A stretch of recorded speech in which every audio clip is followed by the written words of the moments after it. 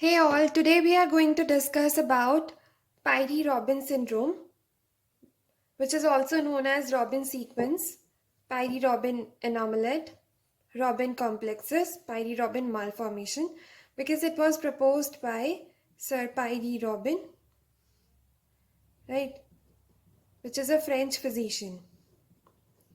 It is basically a triad of three anomalies or disorders, you can say: micrognathia, glossoptosis, and cleft palate. Micrognathia or retrognathia. The term micrognathia means micro means small and gnathia means jaw. So it basically says that in this Pierre-Robin syndrome there is small jaw, basically the mandible, right? Retrognathia means retro is the position, that is the posteriorly placed jaw, you can say, right? Gnathia means jaw and retro means posteriorly placed. So it is either it is micrognathia or it is retrognathia. Glossoptosis is when there is not a normal descent of the tongue, you can say, then we will call it as glossoptosis, right? And the cleft palate, it may occur as an isolated defect or as a part of syndrome.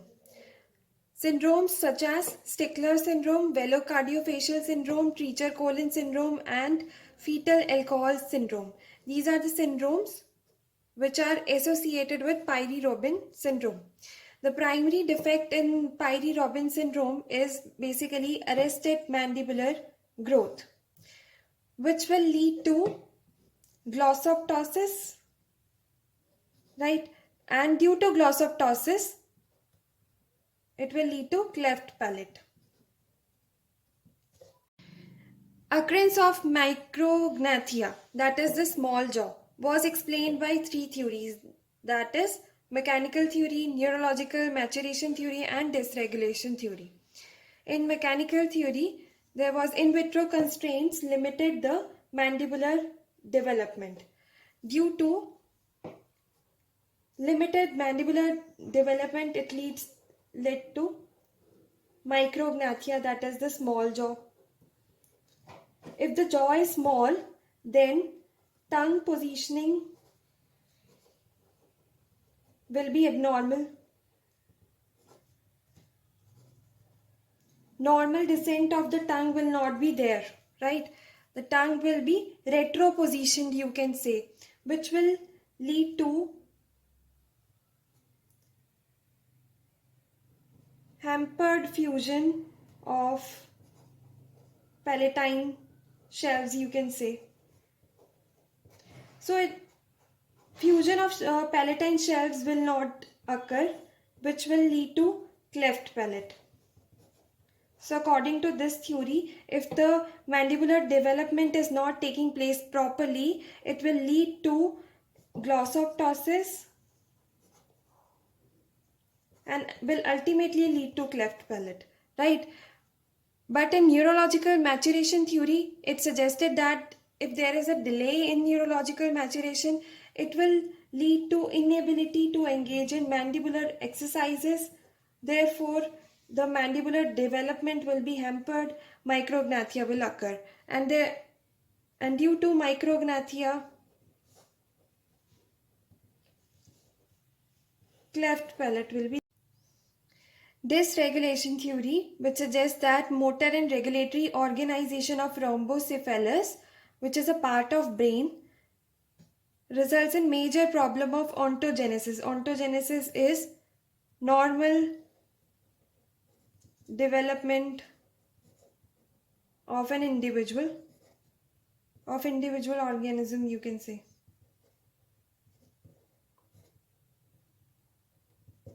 Right.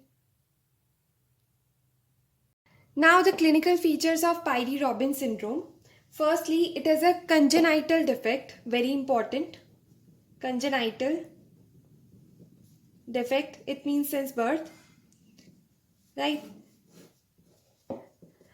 the affected neonates often suffer airway obstruction and feeding difficulties, right? There is a small mandible. This is a primary defect of Pyrie-Robin syndrome. Obtuse gonial angle will be there, posteriorly located condyle. These all will cause micrognathia, that is small jaw, small mandible basically, right?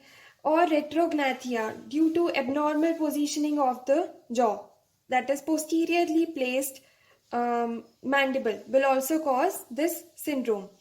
It will give a typical bird face appearance because of the retruded mandible, right?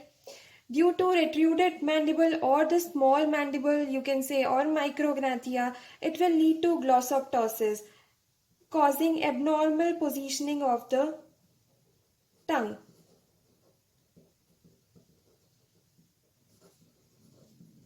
That is, normal descent of the tongue won't be achieved due to retrognathia or micrognathia. Breathing and feeding difficulties will be there because this tongue will cause difficulty in breathing and feeding, will cause obstruction in breathing and feeding, right? Bouts of cyanosis, choking spells, and obstructive sleep apnea can occur in severe conditions.